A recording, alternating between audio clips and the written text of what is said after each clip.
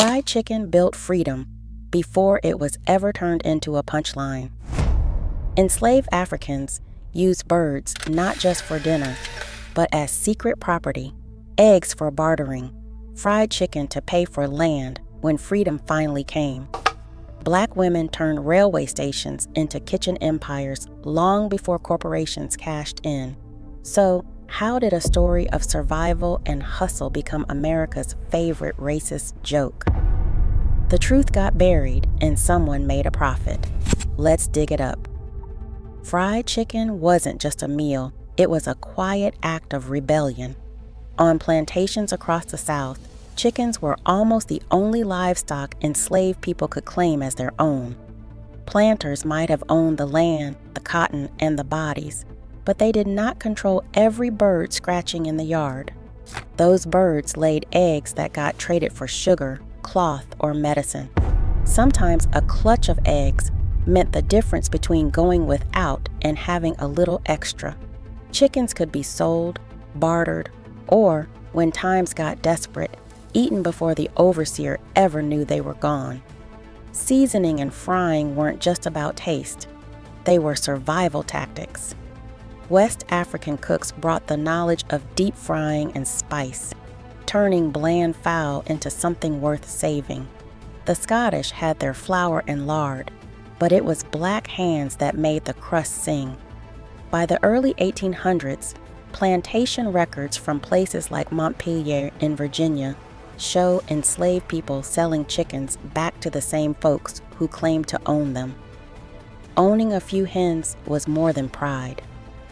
It was property in a world where nothing else belonged to you. Bills of sale, rare as they are, tell stories of women buying freedom piece by piece, bird by bird.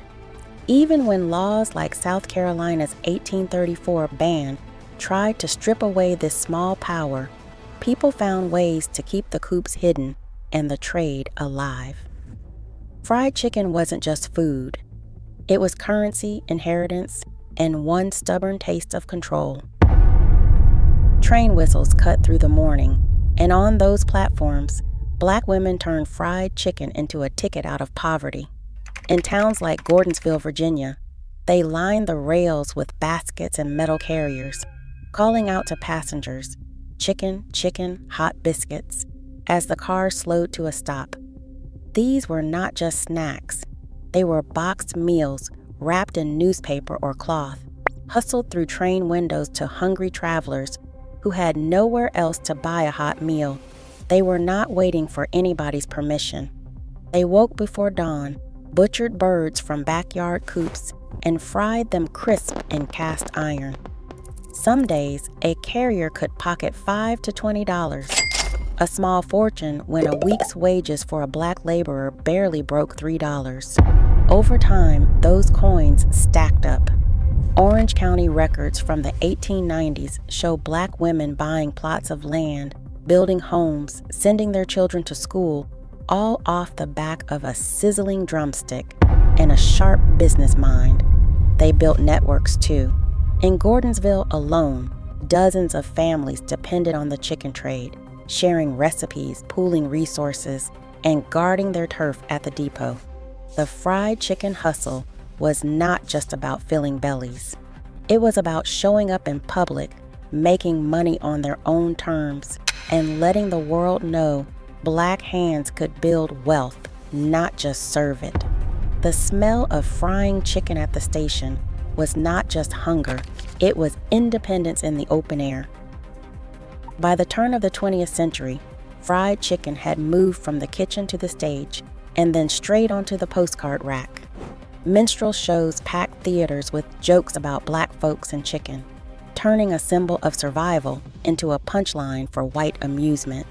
But the real business was happening in print.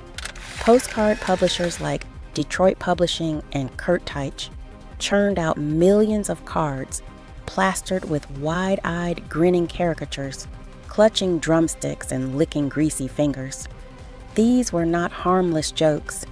They were sold as humorous novelties, snapped up by tourists and mailed across the country like little bombs of ridicule.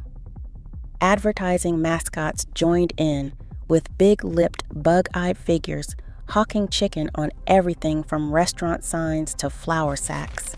The message was loud and clear. Black people were not cooks or entrepreneurs. They were gluttons, children who could not control themselves around a plate of fried chicken. This was not about taste. It was about control. As Black women built businesses and communities off the back of a cast iron skillet, these images worked overtime to flatten that pride into a joke. The ridicule left the stage and landed in every mailbox, every roadside diner, every Main Street window. Even before Hollywood picked up the baton, the damage was already done, one postcard at a time. Hollywood did not just pick up the fried chicken joke, it put it on the big screen, stamped it as fact, and sold it to the whole country. In 1915, the film The Birth of a Nation by D.W. Griffith rolled out a scene that stuck like grease. A Black legislator in the South Carolina State House, feet on the desk, gnawing on fried chicken while white lawmakers looked on in disgust. That was not a throwaway gag. Studio memos from the time called it comic relief, a way to keep white audiences laughing even in the middle of a political drama. The message was clear. Black ambition was still a joke, no matter the setting. Movie after movie, that image kept showing up. Studios like MGM and Warner Brothers left fried chicken scenes in their scripts, even when censors questioned the taste. Production notes talked about authenticity and audience expectation, as if Black folks could not be shown without a drumstick in hand. Cartoons joined in, turning the stereotype into a running gag for generations of kids. What started as a dig on a postcard became a punchline in every theater, every Saturday matinee. By the 1940s, the joke was so common, people stopped seeing it as a joke at all. That is when a stereotype stops being a story and starts being a rule, and Hollywood made sure everybody knew the rule. By the time Harlan Sanders started slapping his white suit on billboards, fried chicken had already been stripped of its roots and sold back to the world as a Southern fantasy. He was not the first to cash in, but he was the one who turned a backroad recipe into a global brand. KFC's red and white buckets rolled out across the country in the 1960s, with corporate memos quietly circling what they called urban neighborhoods, code for Black communities, while white suburbs got steakhouses and salad bars. Franchise maps from the era show fried chicken chains clustering 3 times denser in Black districts than anywhere else. The flavor stayed Black, but the money flowed straight to white pockets. Convenience came with a cost.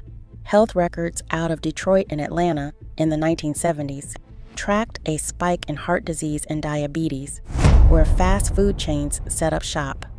In some zip codes, Black residents faced cardiovascular death rates 25% higher than the city average. Planners called it progress. The numbers called it something else.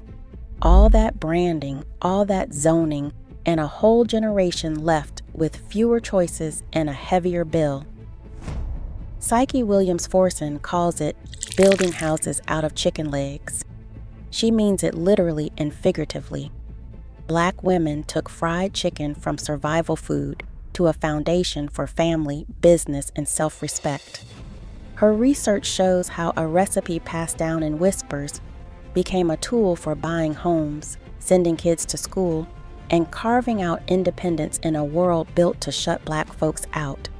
Where the world saw a stereotype, Williams-Forson saw strategy. She documented how chicken money built whole neighborhoods, how recipes traveled from rail stations to city kitchens, and how dignity got folded into every crispy piece. Michael Twitty carries that torch today. He cooks with his ancestors' hands, writing and teaching about the roots of soul food. On television, in books, and online, Twitty breaks down the real story, how fried chicken is about resourcefulness, not ridicule. He walks fields where his people once labored, frying chicken as an act of remembrance and reclamation. This is not nostalgia. It is a challenge. Know where your food comes from, who built it, and who is still fighting for the right to own the story. That is how you take back what was never a joke in the first place. Today, America still eats the story it refuses to face. Every bite of fried chicken carries the taste of invention, erasure, and reclamation, served hot at every level of culture. The question now is not who profits, but who controls the narrative. What is on your plate is never just food.